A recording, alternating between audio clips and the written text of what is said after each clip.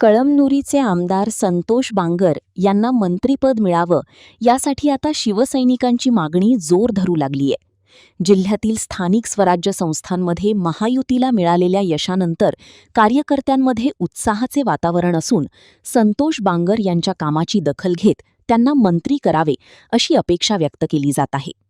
कळमनुरी आणि हिंगोली नगर परिषदांवर भगवा फडकवण्यात आमदार संतोष बांगर यांच्या नेतृत्वाची मोठी भूमिका राहिल्याचे कार्यकर्ते सांगत असताना शिवसेना युवासेना माजी उपजिल्हाप्रमुख बाबा अफुणे यांनी प्रतिक्रिया देताना गोरगरिबांच्या मदतीला नेहमी धावून जाणारे नेतृत्व म्हणजे संतोष बांगर असे म्हटले.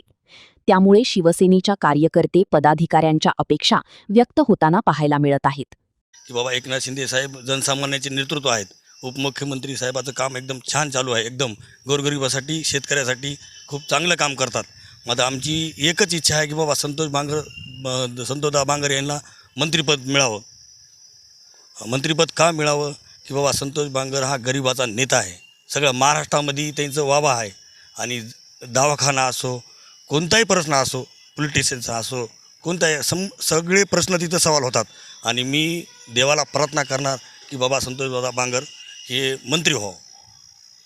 महाराष्ट्रामध्ये बघतात ना की बाबा आमदार साहेब कसं काम करतात. सगळ्या जनतेलाच माहीत आहे की फक्त ही बातमी तुम्ही एकनाथभाई शिंदे यांच्यापर्यंत पोहोचवा ही आमची शिवसैनिकाची कळकळीची विनंती. बाबा जे बांगर साहेब जे काम करतात हे तुम्ही दाखवा. जनता ही 100% तुम्ही बघितलं असेल की कोणती पोस्ट त्यांची कशी व्हायरल होती, जनतेचं काम कसं करतात, जनतेला ते मदत कशी करतात.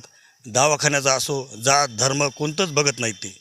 हिंगोलीमध्ये भगवा फडकला. श्रीरामदादा निवडून आले, नगराध्यक्ष शिवसेनेत झाले. तिथं तुम्हाला माहिती आहे 12,000 निवडून आले. कळमनुरी शिवसेनेचा नगराध्यक्ष, हिंगोलीमध्ये शिवसेनेचा नगराध्यक्ष आणि वसमतमध्ये महायुतीचा नगराध्यक्ष आहे.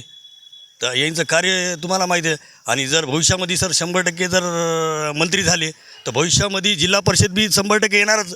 आमदार साहेबांच्या नेतृत्वाखाली 100% जिल्हा परिषद येणार आणि भविष्यामध्ये महाराष्ट्रामध्ये भगवमय वातावरण होऊन जाणार.